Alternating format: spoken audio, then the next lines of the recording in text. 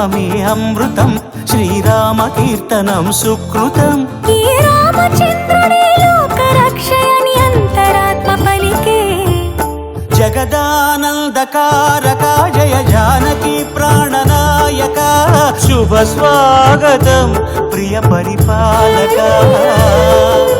జగదానందకారక జయ జానకి ప్రాణనాయక, శుభ స్వాగతం ప్రియ పరిపాలక.